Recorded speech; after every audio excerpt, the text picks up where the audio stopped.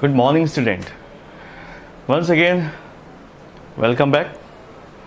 Now, I'm going to start a very new topic which is known as animal physiology. Animal physiology can play a very important role in the case of NEET and various examination. आपके board के point of view से, competitive point of view से, दोनों ही point of view से animal physiology बहुत ही important है। और अगर आप मेडिकल में जाना चाहते तो आपको आगे चलकर इसी को प्रोसीड करना पड़ेगा, फर्दर इसी को डिटेल से पढ़ना पड़ेगा, राइट। सो एक बेसिक कॉन्सेप्ट के साथ चलते हैं। पहला चैप्टर लेते हैं जिसका नाम है digestion and absorption. Now try to understand what is digestion, right. क्योंकि डाइजेशन एक ऐसी प्रोसेस है जो सभी एनिमल्स में पाई जाती है, because the animal cannot synthesize their own food. That is why we depends on the plants.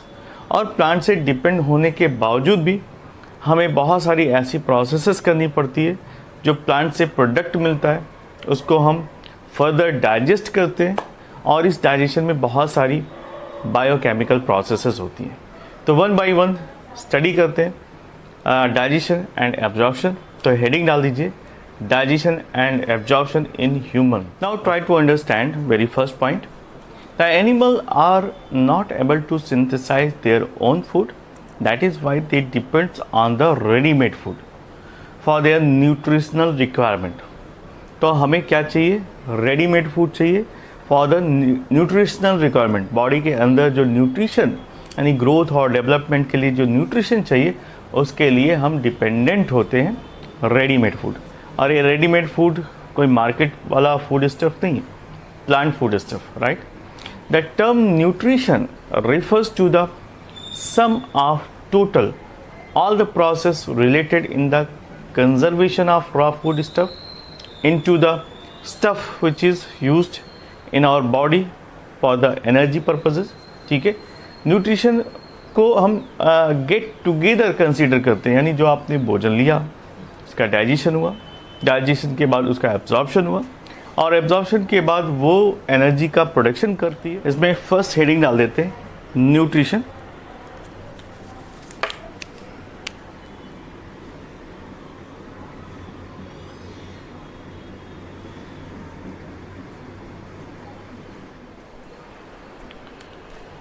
What does nutrition means? The nutrition is refers to the all the processes related with the conservation of raw food stuff into the stuff of the body to supply energy for different metabolic activities. So put this point, first point, nutrition refers to the metabolic activity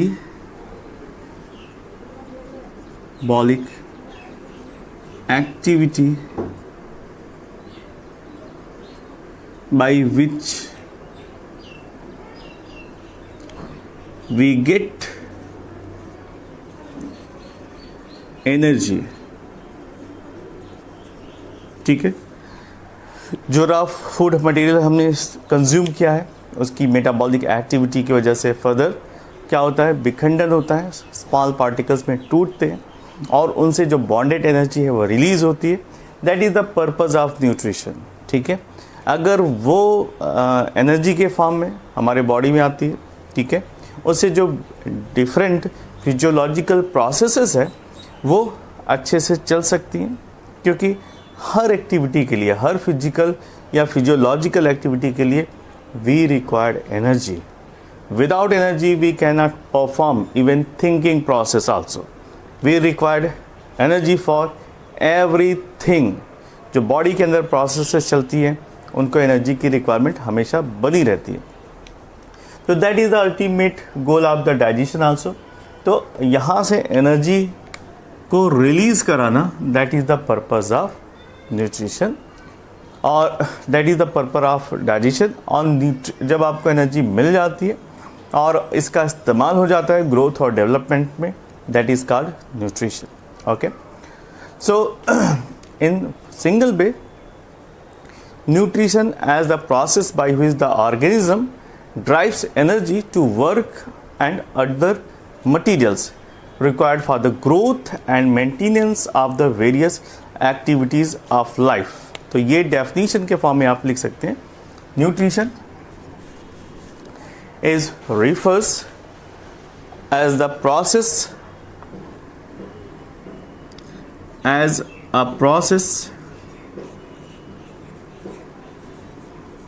by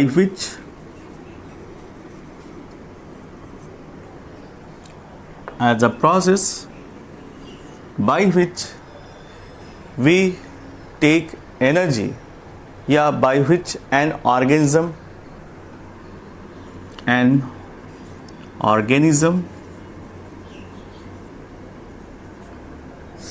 drives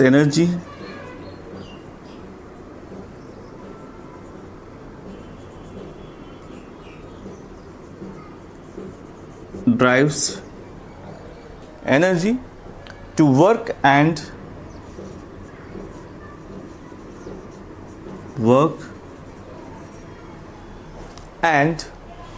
other materials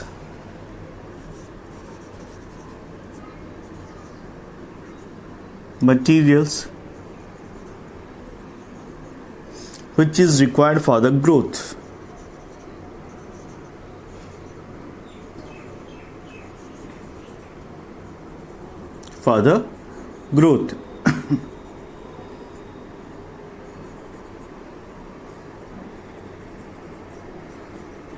okay, तो nutrition वो process है जिससे हमें energy तो मिलती ही मिलती है, ठीक है, और हमारी ग्रोथ और डेवलपमेंट के लिए भी रिस्पॉन्सिबल होते हैं.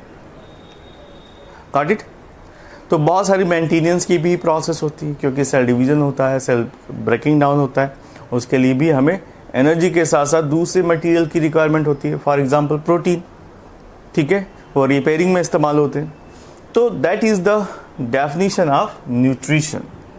ओके, अभी हेडिंग डाल देते हैं डाइजेशन. चलिए डाइजेशन को एक लाइन में समझते हैं. The process by which the complex food is converted into the simplest food with the help of digestive enzyme, जिसको हम हाइड्रोलिटिक एंजाइम्स कहते हैं, that is known as digestion. इसी प्रोसेस को हम डाइजेशन कहते हैं. इसका शॉर्ट फॉर्म क्या है कि जब कॉम्प्लेक्स से सिंपलेस्ट मॉलिक्यूल में कन्वर्जन होता है with the help of digestive enzyme, तो इसी प्रोसेस को हम कहते हैं डाइजेशन. ठीक है, and because the digestion process takes place the hydrolytic enzymes, इसलिए इसको हम हाइड्रोलिटिक प्रोसेस भी कहते हैं. ओके, तो हेडिंग डाल दीजिए डाइजेशन.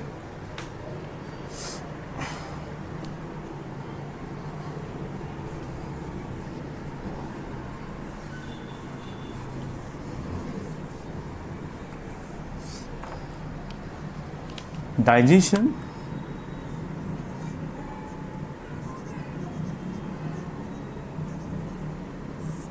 को हम दूसरे नाम से भी इंडिकेट करते हैं. क्या नाम? Hydrolytic process. Digestion is equal to hydrolytic process. Okay, now look at the types of digestion. Digestion भी दो तरीके के पाए जाते हैं. अभी आपने अगर एनिमल किंगडम पढ़ा हो तो वहाँ पर अक्सर एक ही टर्म सुनने को मिलता था, इंट्रासेलुलर डाइजेशन. ठीक है, तो what is intracellular digestion? When the process of digestion occurs within the cell in the food vacuole. Keep in mind कि ऑलवेज अगर फूड का डाइजेशन फूड वैक्यूल्स में होता है तो ही उसे हम क्या कहते हैं? Intracellular digestion. The digestion within the cell.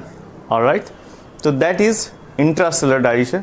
और दूसरा होता है extracellular digestion.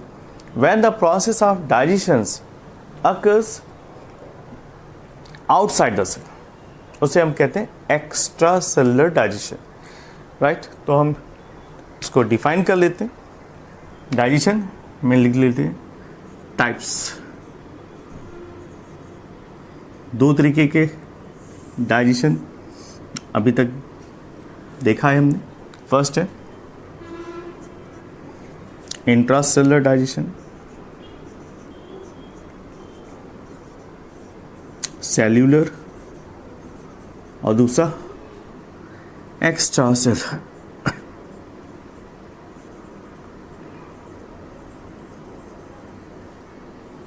Okay, intracellular as well as extracellular.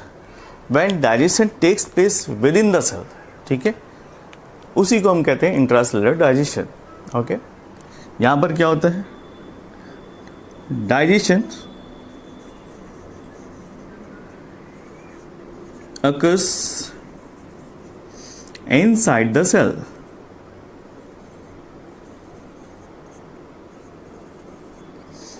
That is food vacuole, यानी फूड वैक्यूल के अंदर।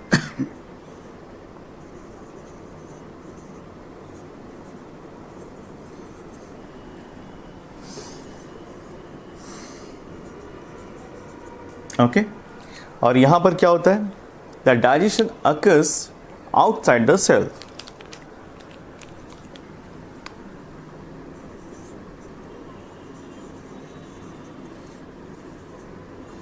occurs outside the cell.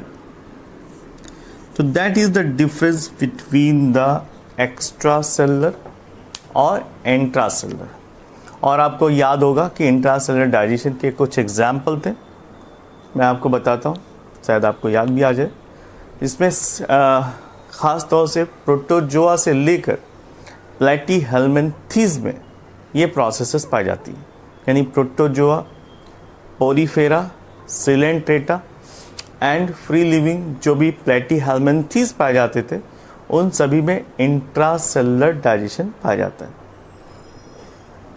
लिख लीजिए, पोरीफेरा, प्रोटोजोआ से लेते हैं, प्रोटोजुवंस,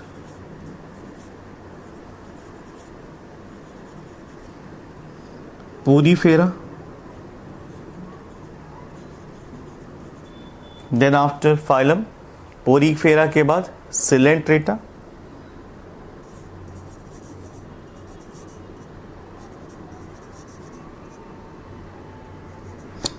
बहुत सारे लोग उसे कोलेंट्रेटा कहते हैं, नहीं, यहाँ पर ओ साइलेंट है, सिलेंट्रेटा कहलाएगा। और free living Platyhelminthes, Platyhelminthes.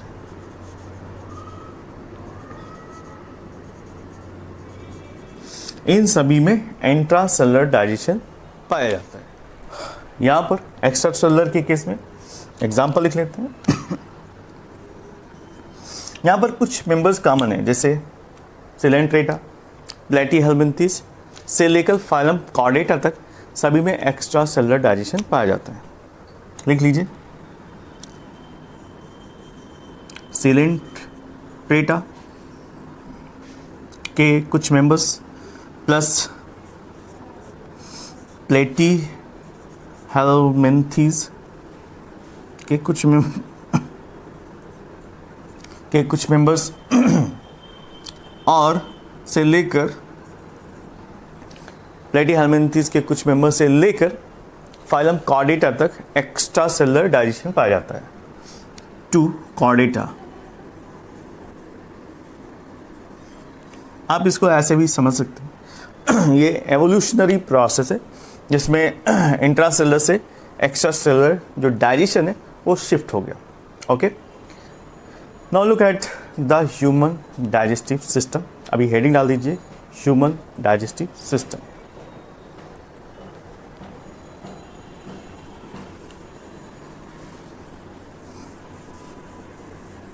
Human के केस में क्या होता है, the human beings have a proper digestive system and the digestion in vertebrates occurs in the digestive tract or alimentary canal, इसको alimentary canal भी कहते हैं। The various part involved in the digestion can be broadly, अगर देखा जाए तो digestion जो भी पाया जाता है वो एलिमेंट्री कैनाल के होते हुए, यानी एक प्रोसेस है माउथ से लेकर एनस तक जो भी स्ट्रक्चर आपको दिखाई देता है, लॉन्ग ट्यूब लाइक स्ट्रक्चर, उसको हम एलिमेंट्री कैनाल कहते हैं। और यहाँ पर वेरियस स्टेजेस में डाइजेशन की प्रोसेस देखी जाती है, और इसीलिए अगर हमको डाइजेशन समझना है तो इसको दो ग्रुप में डिवाइड करना ज़रूरी है। पहला डाइजेस्टिव ट्रैक्ट, जिसको हम एलिमेंट्री कैनाल कहते हैं, और दूसरा डाइजेस्टिव ग्लैंड्स। जो ट्रैक्ट है वो एक तरह की फिजिकल एंटिटी है, और जो डाइजेस्टिव ग्लैंड्स हैं यहाँ से सिक्रीशंस पाए जाते हैं जो लिक्विड फॉर्म में होते हैं और आगे चलकर फूड के डाइजेशन में हेल्प करते हैं। Digestive system of human body, digestive system of human body, and as I told you it can be divided into two types. Broadly इसको हम दो हिस्से में डिवाइड कर सकते हैं। First one is known as elementary canal या फिर डाइजेस्टिव ट्रैक्ट। लिख लीजिए, एलिमेंट्री कैनाल और डाइजेस्टिव ट्रैक्ट।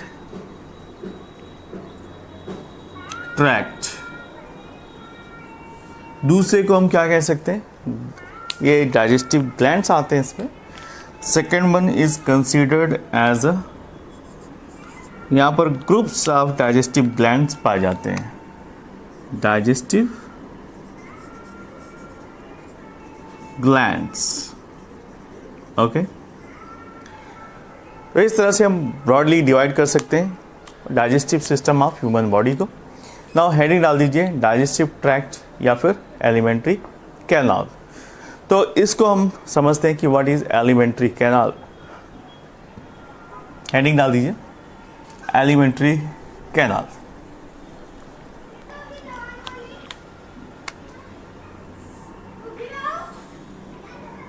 एलिमेंट्री कैनाल और digestive tract. On the basis of embryonic origin, the alimentary can be divided into three parts in the case of vertebrates. Vertebrates में हम embryonic origin के हिसाब से अगर देखें तो alimentary canal को तीन हिस्सों में डिवाइड किया जा सकता है। फर्स्ट हिस्से को हम कहते हैं foregut, ठीक है। It can be divided into three parts on the basis of origin embryonic. Okay, तो लिख लीजिए on the basis of embryonic origin, it can be divided into three parts. First को हम कहते हैं foregut, दूसरे को कहते हैं मिडगट,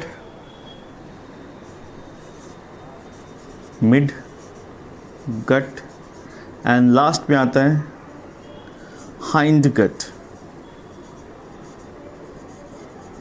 ओके, तो तीन हिस्सों में डिवाइड कर सकते हैं, फोरगट, मिडगट और हाइंडगट। जो फोरगट है इसको हम कहते हैं स्टोमेडियम, और मिडगट को मीजोडियम और हाइंडगट को प्रोक्टोडियम। तो ये होते हैं तीन division on the basis of embryonic origin. और अगर देखा जाए तो फोरगट एक्टोडर्मल इन ओरिजिन पाया जाता है। That is an important point, ये आपको याद रखना है। ये कैसे होते हैं? ये एक्टोडर्मल इन ओरिजिन होते हैं,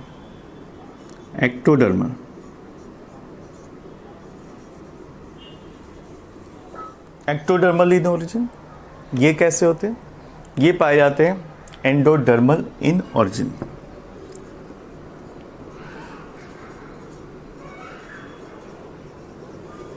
and hindgut, it is also ectodermal in origin. Okay, now let's see what foregut includes.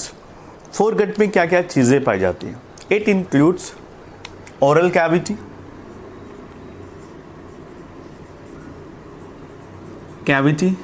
Plus it includes pharynx,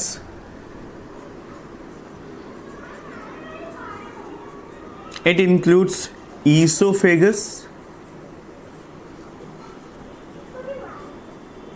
it includes stomach region,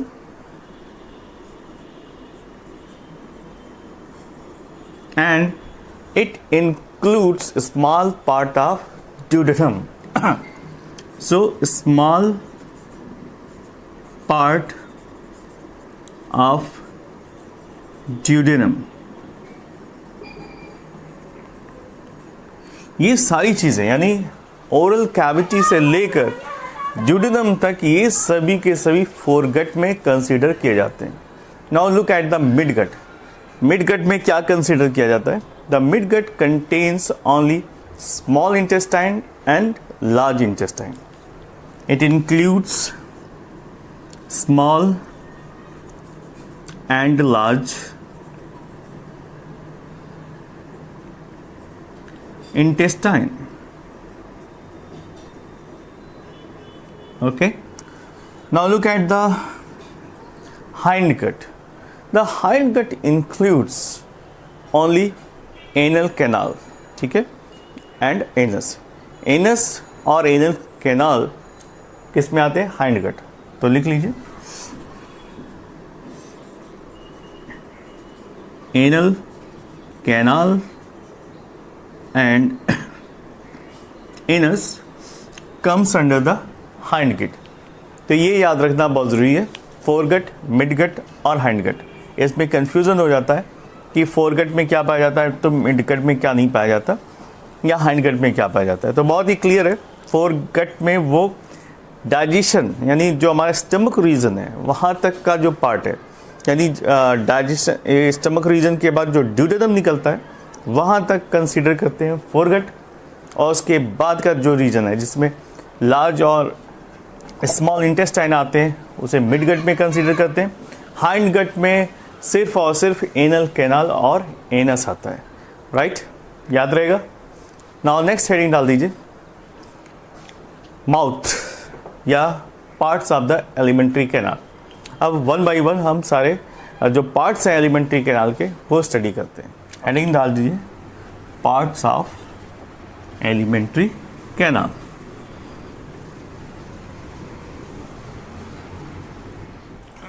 ना हेडिंग डाल दीजिए, parts of alimentary canal. Parts of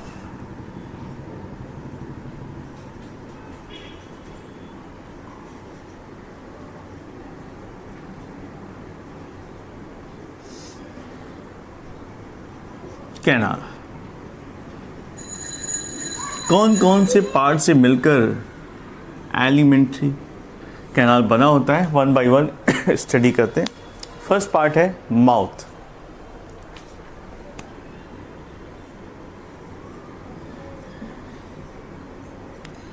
mouth is the opening part, right. Mouth is a transverse slit which is bounded by the two movable lips. Mouth में क्या पाए जाते हैं? Lips पाए जाते हैं जो मूवेबल होते हैं, और इसको हम अपर और लोअर लिप्स के नाम से जानते हैं. The upper lip has a small ridges on the sides. Side में रिजेस पाए जाते हैं, ठीक है. तो that is what it is the mouth. Mouth को हम ट्रांसफर स्लिट के नाम से जानते हैं. लिख लीजिए, it is a transverse slit, okay, and there is a two movable lips. It consider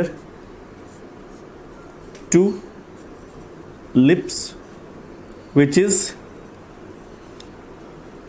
movable.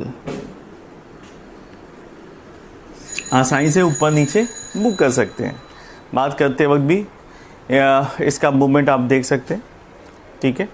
Upper lip and lower lip, इसको हम फर्दर डिवाइड कर सकते हैं कि दो पार्ट में, अपर and lower lips. Okay, next point. The upper lip have small ridges on the sides. जो upper lips हैं उनके साइड में छोटे छोटे ridges पाए जाते हैं. लिख लीजिए. The upper lip have small ridges.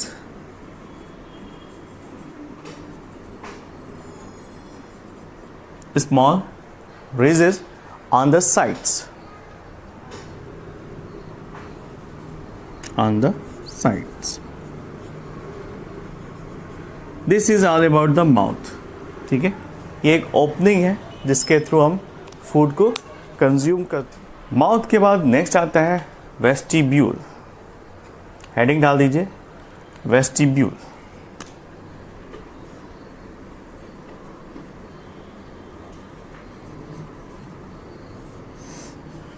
Vestibule किसे कहते हैं? It is a narrow space between the lips and gums. Lips और गम के बीच में, फ्रंट साइड के लिप्स और गम्स के बीच में जो स्पेस पाया जाता है, and cheeks on the sides, दोनों तरफ से चीक्स पाए जाते हैं, तो उस एरिया को हम कहते हैं vestibule. And the vestibules have a lining which contains mucus gland.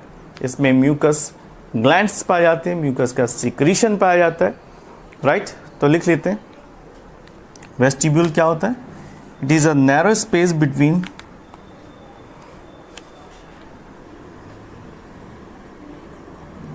narrow space between lips and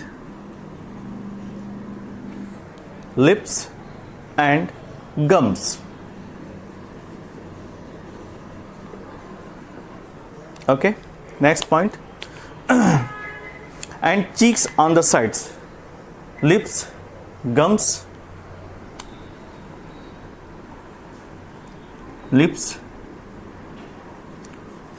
gums and cheeks of the side.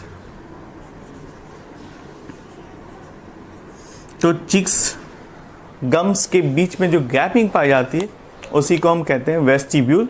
It is lined by the mucus gland. So लिख लीजिए, it is lined by mucus gland.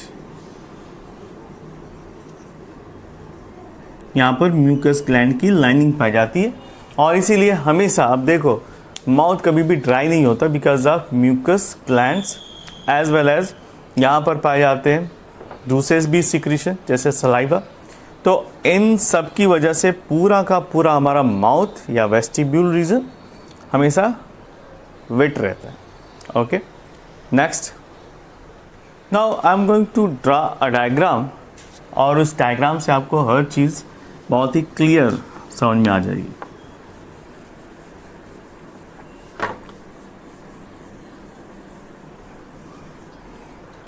Mouth का diagram बनाते हैं. Okay,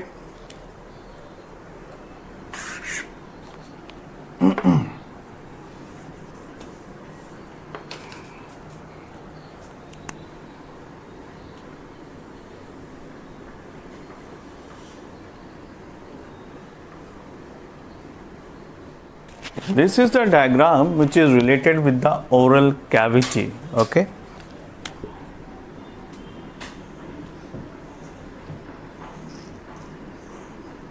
it helps us to understand about the different part of the mouth. तो one by one देखते हैं. Okay,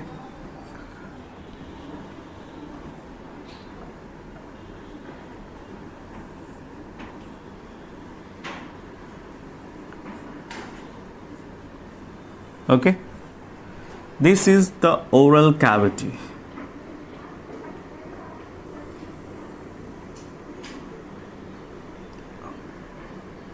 इसको हम ओरल कैविटी कहते हैं. एंड ओरल कैविटी में दो ग्लैंड्स भी मिक्स होते हैं. जैसे यहाँ पर आपको दिखाई दे रहा है, that is the parotid gland.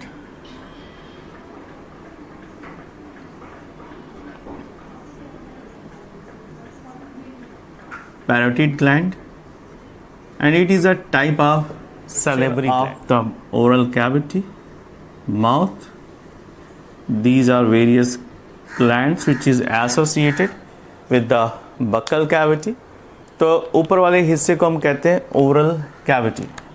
This is known as oral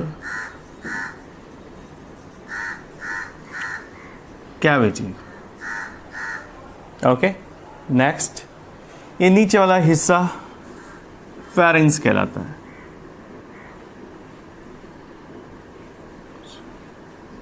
pharynx, okay. And नीचे की तरफ जो ग्रीन कलर का आपको दिखाई दे रहा है, दिस इज नथिंग बट सब मैक्सिलरी एंड सबलिंगुअल ग्लैंड्स। सब मैक्सिलरी एंड सबलिंगुअल ग्लैंड, ये भी सलाइवरी ग्लैंड ही है जो कि टंग के जस्ट नीचे पाई जाती है। और this opening is known as mouth. Okay, mouth के पीछे का हिस्सा ओरल कैविटी कहलाता है। ये पैरोटिड ग्लैंड्स हो गया, फेरिंग्स हो गया एंड सब मैक्सिलरी ग्लैंड्स हो गए। तो this is all about the arrangement of glands in the mouth. Okay.